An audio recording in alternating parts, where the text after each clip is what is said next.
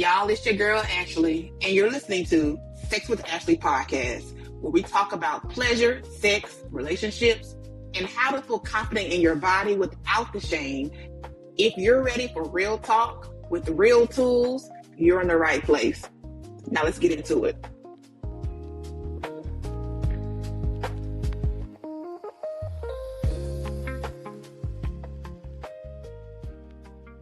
All right, everybody, it is Ashley. You are here listening to Sex with Ashley. Today, we are talking about a topic that I think is very interesting, and a topic that if you are someone who's born female, you're going to go through, right? And I don't know what it is, but around 38, 39, 40, that's all I see on my timeline is stuff about menopause.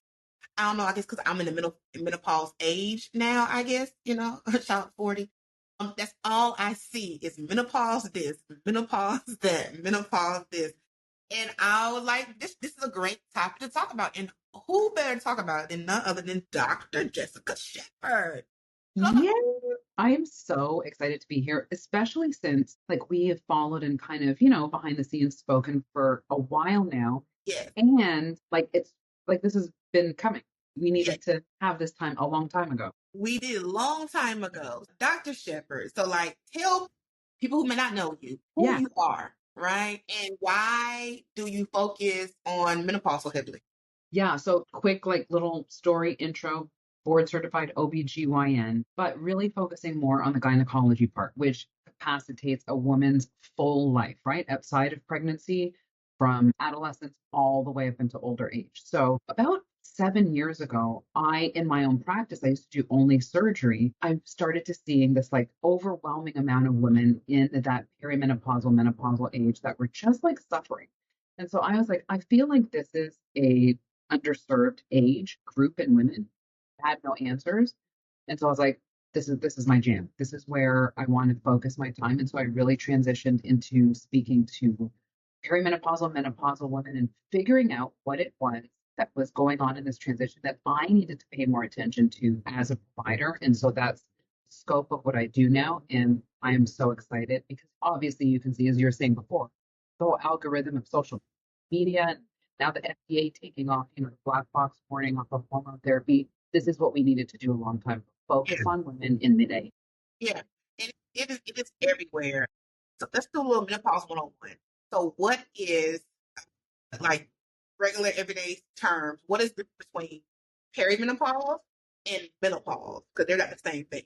They are not the same thing. I would say the main difference, and I hear people asking this question every day. What are the differences? The main difference is perimenopause, when you have hormone fluctuations as they're starting to decline, getting ready for menopause, you still have a cycle, whether it's regular, spotting, bleeding heavy, it doesn't matter. If you're having some type of menstruation, you're still perimenopausal with symptoms or without. Menopause is when your cycle is done. Like your ovaries are we are not secreting estradiol anymore. You will not have a period. And then you will also have symptoms or not. So I think both of them can have plus minus symptoms or varieties and severities, but a cycle, perimenopausal, no cycle, menopause. And then you stay menopausal until the day that you die.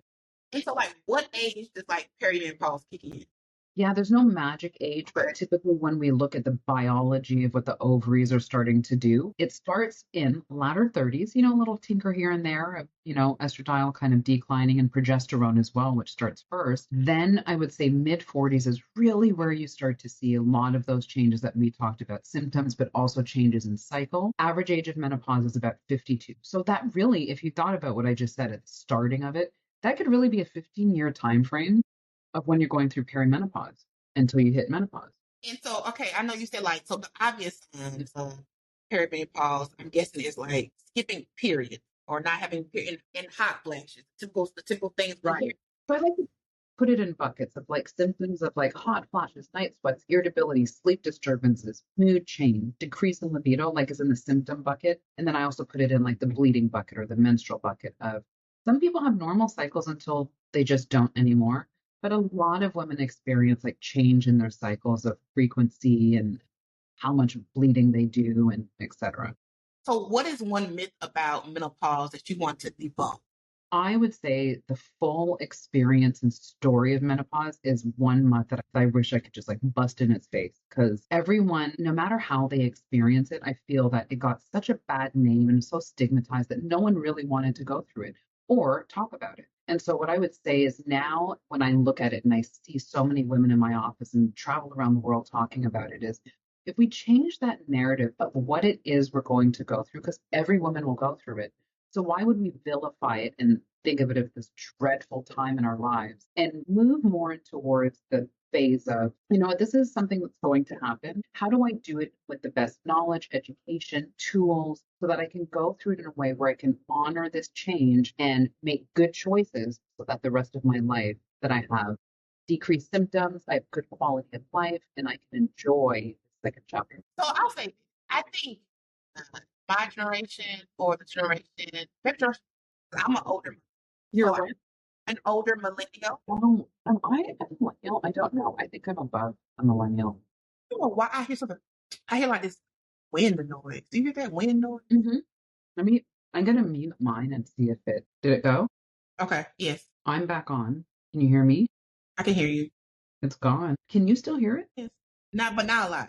I can't hear it at all. Try and mute yours and come back on and see if it So I'm muted now, and then now I'm unmuted. Can you hear it still? very low. Yeah, I don't know what that is. It's like so low. Yeah, because there's no fan here or anything. So okay, but I like my generation.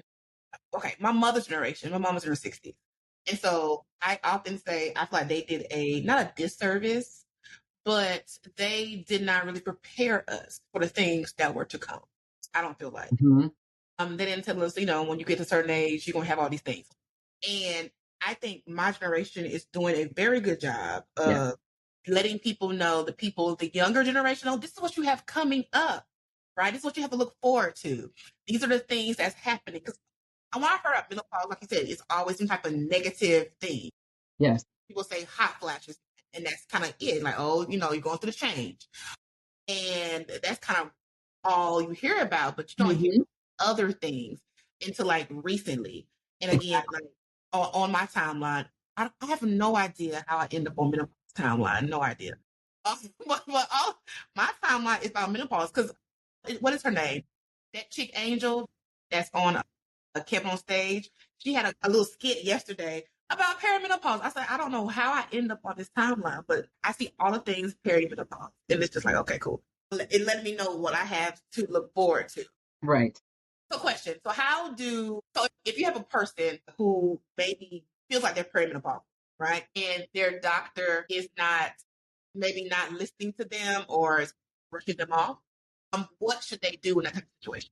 So you kind of alluded to it earlier of like this community that we are starting to see more of. So that's what I'm excited about is there's more information out there, right? So starting there, just like grassroots level of what if you were to compare what we have now as far as information versus like what our moms. And then secondly, there are so many interjections and ways that people can get help, even if they can't find the provider. So one, you can go to the Menopause Society, and they have a list of providers that actually focus on menopause. So there's that, but also telehealth. I think telehealth is amazing. So I'm the chief medical officer at hers, Hims and Hers. And we have a perimenopause and menopause platform, which we launched in October. It was amazing. But that's how you can get access from anywhere that you are in order to reach a provider, which has flexibility and convenience, and then get access to hormone therapy if you wanted that. And then there's other ones as well. There's Alloy, there's MIDI, there's Winona. So those are like ways that you can at least start the process even if it was like an access issue. And then last but not least is to start reading, right? So my book Generation, I think that it gives you a good undertone of like what to expect, what to consider, what to ask for. And I think that's also a good starting ground as well. Like I really believe if especially it has to do with your health, that you should honor yourself and being like, okay, let me put into this as well and learn about it. Because you can't expect that the healthcare provider or someone's just going to give you everything you need. You also need to be informed as well. So two things that you said that I want to piggyback off of. Yeah. One, your book, Generation M. Yeah. So who would you write this book for? Is this book for a particular type of woman? Like who would you write this book for? I wrote, from all the women that I see it, from all the questions that I would get, it's kind of like my love letter back to women and being like, this is something that I want you to embrace, but also really understand. So it's written in a way where it's not too clinical, where you're like, I don't know, or reading. And then also there's like humor in there. There's other women's stories in there. So there's like relatability of like what other women are going through so you don't feel alone. And then a big portion of it too, as a Black woman, I really wanted Black women to feel seen and heard and identifying the differences that there are, especially by ethnicity. And when we think of Black and Brown communities, actually have a longer time frame of experiencing menopause. And then also on top of that, that contributes to things such as heart disease, diabetes later on in life. And I think that it's imperative that we understand that before, as much as we can. I'm muted. Okay. Sorry. So you also mentioned hormone replacement therapy, right? And so there's a lot of confusion about it, just in Lots. fear and a lot of stuff. So can you like break that down for women who may be apprehensive about, or don't one who don't know what it is, and then maybe apprehensive about trying? I always start out with that hormones are not, people think that they're drugs, right? And so hormone therapy is not me prescribing a drug like a Tylenol or a Motrin. I'm prescribing you a bioidentical form of a hormone that your body already made. And going through the perimenopausal time frame when it's declining and then menopause when it drops off, especially estrogen, is giving you back just a really low lying level of hormones to support your body so it can function better, but also so that you have the capability to decrease your symptoms. Because that's usually why women have a rough experience with menopause is because of the symptoms. So symptom resolution, and then also looking at how it impacts the body and functionality from muscles, from your bone, from your brain, because there's estrogen receptors all over your body. So what are some questions that Black women Mhm. particularly should be asking their providers about menopause? I think that Black women should look at it from a standpoint of this is my experience, regardless of what my mom and my grandmother went through and what they feel was the journey that they had should be synonymous with mine, is walking into it in your own, like, right, as an individual. Because many times I see Black women who come and say, no, it's hot flashes, I'm just going to grin and bear it and I'm going to be miserable. And I'm like, we don't have to do that. We don't have to do that. We have so many options and tools in order to do that. And hormones don't necessarily have to be the only way that you can do it. But when you actually look at the data, I'll give you a quick peek at what this means for hot flashes. Hot flashes is when your body can't regulate temperature, and that has to do with the decline in estrogen. But it also changes some of the way that your brain is able to operate, right? So, not like in a traumatic way, like a car accident, but over time, the more intense your hot flashes are, and the more that you have them as far as duration in years, which Black women typically have a longer time frame of experiencing symptoms from menopause. Later down the road, it can impact things like cognitive decline, right? So it's not so much that, yeah, you got through it on your own and natural and you were able to not have to take hormone therapy and you did, 8 to 10 years of like, these hot flashes are horrible, but I did it without anything. I'm thinking of why are you suffering? Like, why are you doing this to yourself? You don't have to do this. And down the road in your 70s, 80s, and 90s, if you want to actually decrease the risk of having cognitive decline, then estrogen actually is going to help you. So, one, you're getting your symptom resolved. And two, later on in life, you're like, I actually want a good quality of life and not have to necessarily increase my risk of cognitive decline. Why don't I consider it? As Black women, we in all areas of our lives tend to, I don't want to say like to suffer, that's not the word, but we put ourselves in, Yeah. right? We come dead last to everything else. And so you saying that, Black women just, grin and bear it, that track, our track record. We just like, Wasn't it? the deal. We just like, we'll be okay. We don't like, we're like, murdering people. I feel like, do we feel like we're going to get an award? I don't know, because I We're don't not. know why we do, but we need to do better and stop doing Yes, that. much. And why do you think that you said that we have symptoms, we experience symptoms longer than any other racial people? Why do you think that is? I wish I had the answer for it, but what I do have an answer for is the data behind. There's a study that was done. It's called the SWAN study. And what they were looking at are different ethnicities and the experience based on symptoms of what happens for women and based on ethnicity. So there were five ethnicities that I identified: Caucasian, Hispanic, Black, Japanese, and Native American. I think Native American was the fifth. And looking at from hot flashes, night sweats perspective, there were other things that they looked at as well, but let's take that. What are the years in average duration that they're going to experience? One, Black women have increased frequency and intensity of the hot flash, right? So there's that. But when we looked at years, the least was Japanese women, around 4.5 years of going through average hot flashes, night sweats, right? So could it be plus or minus that? Black women, 11 to 12 years. So it's not so much like I'm going to grin and bear it, but if it did go to the length of 12 years of going through something that is really impacting your quality of life, 10 to 12 years of giving up, whether it's time, whether it's energy, whether it's discomfort, not going out with your friends, impacting your relationship with your partner, like the list goes on and on. And so again, going back to where is it internally that we feel we have to do that amount of suffering? And if I were to ask the question to someone who does amazing work in sociology and history, I think that there's like a historic perspective to that. And I am trying to change that in this capacity, at least, because I know menopause. Let's not do that. Let's not feel we have to, especially when the statistics and studies show that just for this transition alone, we have more of it and longer. Yeah, yeah. 11, 12 years is a long time. It is that literally. So, okay, you said you were almost 40, right? 40. But let's expand that. So 50, can you imagine at 50? I'm still doing that thing. I would be like, Ashley, why are we still doing that? Insert blank, insert something into the blank. Oh, I'm still suffering from name it for 10 years. And I wonder too, maybe it's just me. This episode is brought to you by Pleasure Please, my book that helps you build confidence, communicate your needs, and reclaim pleasure without shame. Available now on Amazon, Barnes & Nobles, and wherever books are sold. So I go to the doctor once a year. I know they tell you to go every 3 years now to get a pap smear. I go every year though, because no, you're not going to kill me. I'll be there every year. And if you're going to the doctor to get a pap every 1 to 3 years, are women not having the conversation while they're there? Are they not saying, oh yeah, and by the way, I'm already here? That is a great question, because I will tell you that there are two sides to that.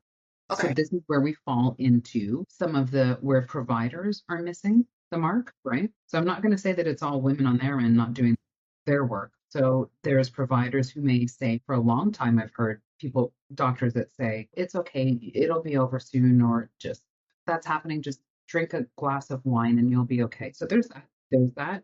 There's also how we approach menopause for so many years, decades before, was really not looking at improving the experience and quality of life for women, which makes me sad. It was more from a medical biological feature, right? And then on the flip side is because it was so stigmatized and I was talking about it, yeah, women were not walking in being like, hey, I really need to talk about this.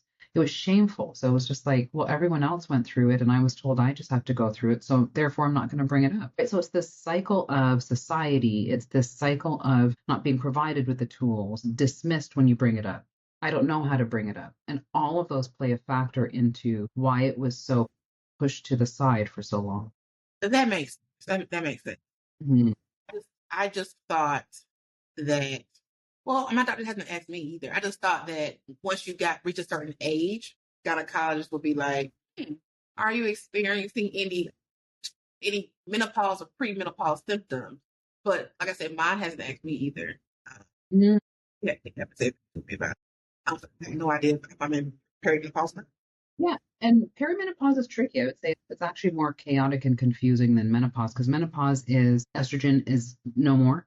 It's not firing, it's not doing anything. And then you have those on the other side who are like, is this happening? Is this not? I'm not quite sure if it's a symptom. It came and then it went. So it does, the kind of the trepidation that you go through in perimenopause is it fluctuates. So it's kind of up, down, up, down, up, down, until it gets to menopause. And it's oh, we're out. We're down. So it is sometimes hard to track. I find that women, we are not embodied enough sometimes to understand what's going on with our body and to actually put context to it.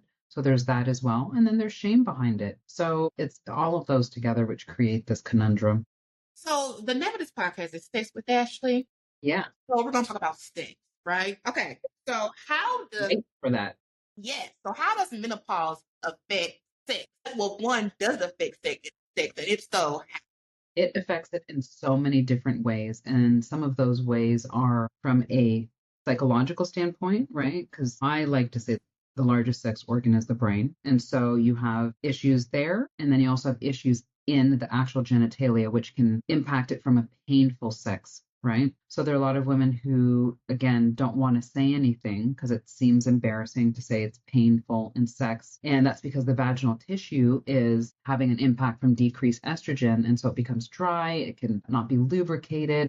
It can be painful during intercourse. And then from the psychological standpoint, is because of that decline in estrogen and testosterone, which impacts our libido, how it interacts with our neurotransmitters, how it acts as far as testosterone decreasing and not having libido. And so I think that there's major shifts in the hormones that impact tissue, which can impact pain, and then also our thought process and our mood and how we approach intimacy and sex with our partner. And so while all this is going on, then you start to see, and I'm sure you started to see this on your algorithm, is like the disruption in the perimenopausal menopausal phase of relationships, right? Because there's so much change, emotional change that goes on. No one's talking about it. And then, you're just having this moment that no one's really identifying, and it impacts so much more than just like the actual intercourse part of it as well. so that brings me to two questions. Question one. So you talk about painful sex. So if someone is having painful sex as a result of menopause, what are their options? I love this question because there's so many options. So the goal, again, because of the decrease in estrogen, is to supply the vagina with estrogen. So there's vaginal estradiol cream that can be applied. And that helps, again, regenerate the tissue, especially because that's what was there before, right? That's what allowed the vaginal tissue to be lubricated and have blood flow to the area. Do you There's need a prescription for that? Can I get that over the counter? Is that over the counter? definitely a prescription because it's similar to like when you take estrogen as hormone therapy. It's just locally applied to the vagina, and then that can help the tissue as well. There are other modalities like lasers that actually can impact blood flow to the area, restore tissue lubrication. Those are helpful as well. And I also say that many times people feel that lubrication is a bad thing. I'm like, lube is not a bad thing, folks. And I think that mentality comes from, again, porn industry when people associate if I'm using lube, then I must mean that I'm that. And I'm like, oh, there's a lot of gray in between a nun and a whore. I'm telling you. So lots of gray area. Yes. And lube is great. Yes. So how do you know though? Like, how do you know? Okay, so if this is a lube problem or it's a problem that requires something else. Typically, I like to start with if it's something that you're saying, I feel as if maybe with thrusting or penetration, there's pain there. It can be started on the lowest level of let's try lube, right? Like, does that improve it or not? And I've had people come back and being like, oh, it was just a lubrication issue. Maybe I make lubrication naturally and I need something to sustain it. The other part of it is lube didn't work. And so then I'm like, all right, let's work our way down into this might be more vaginal atrophy, which is the term that we use medically for tissue changes due to the decline in estrogen. And that's when we would go the route of being like, let's try vaginal estrogen. Yeah. I'll often tell people that one, if sex is painful, that means that something is wrong. Yeah. So definitely should listen to your body Yes. and definitely go to a doctor because, and like you said, I love lube. I think lube should be used all the time, but sometimes what you have is beyond Yes. lube, and only will know that if you go speak to someone Yep. and get the help. So Exactly. So it means coming out of yourself and just being like, I need to talk about this. And again, people don't want to talk about sex if it's in a perspective where they need help. right. So we talked about also about how women have all this shame and it affects their connection and relationships. So how can a woman who is, their body's going through changes. So how can they have the conversation with their partner in a way that is fruitful? I think that this is another reason why we do start to see kind of disruption in relationships is because that is a very difficult conversation, not only for the women. I think when you look at context, men typically have ego associated with that, right? And so even though it's coming from the woman and saying this is a menopausal experience, it has nothing to do with you, then it still might reflect to a partner of it was me, right? So those are difficult conversations. Also, it does reflect upon a stage in your life, which again, maybe women were not necessarily excited to get to. And so that's a kind of self awareness of, I'm here, right? What does that really mean? How have you taken it in? Have you prepared for it? Do you sit with it? Are you resentful? And then I also feel I'm a very big proponent of therapy. And a lot of times I tell patients, whether it's just the individual for the women, to really like, how do I address this? Like, what is going on, and how do I reconstruct the emotional aspect of going through menopause? And then couples therapy, or even a sex therapist, right? Because there may be some changes that need to occur, but that can be attended to by, I think, getting help in that aspect is so helpful because it takes off the stress of one person having to come up with all the answers or someone feeling like they're being attacked. And you can have someone who's like, this is something that we can get through. Here's the help that you need, and I'm here to provide it. And so this kind of, you were kind of already answered my next question. My next question was, your midlife can be, joyful and you can flourish in your 40s and beyond. It's not the place where your sex life goes to die. At least not in women, but men, it's a different story. So, so how do you help women rewrite the narrative in their head? Like, oh my God, I'm 40 plus or I'm in menopause and here I am. Like, how do you help them realize that, they still have some very good years left? Oh my gosh, like so many good years left. I think that when we look at the past, like our previous years prior to that, if you really think about it, a lot of that time was spent in angst, anxiety, I'm not sure who I am, relationships starting, ending, taking care of other people, like namely kids if you have kids. And a lot of that is wrapped up in not really focusing on who you are. And so this next chapter needs to be that one that you get to write, and that the end of your reproductive years, for what it was worth and how good it was to you, how good it wasn't to you, can now be rewritten in another chapter. And I find that, when you should, hopefully by then have some experience just of life and who you are. And that should be now entering into that, a part of entering that phase is like, I am so happy that I'm here as an individual. Let's do this. Do you know of any like online spaces or spaces in real life where people where women can go to like have the conversation around menopause? It's a safe space. People can, they can share what they're going through. Yeah, that's a great question. I think that there are some what we call menopause coaches. Those are very helpful. Didn't know they had those. Yes. Okay. Yes. And then also, I've found that there are a lot of like communities that offer safe spaces. And what helps those safe spaces is women who are going through it as well. And they can like voice themselves in these communities and being like, oh my God, I'm not alone. It's not just me. And if someone kind of is having those same situations, what did you do? Or how can we support each other? And I feel that those are imperative. One organization that does a really good job at it is Black Women's Health Imperative. And they have had events and also kind of like communities built for the perimenopause and menopausal experience. And then there's another one, Shift Her, SHIFT HER, and that's a very small organization. It's run by Stacy, who is one of my friends. And she, through her experience, was like, I'm going to build community around what I went through. And it's amazing. Yeah. So one of the things I realized, even with people in sexual health, talking about sex, right? Hmm. When you am I mute? Oh no, I'm not mute. Okay. When you talk about things you experience or things you're going through, you realize that you are not alone. There Yes. are A lot other of the people. experiences, understanding that you're not alone.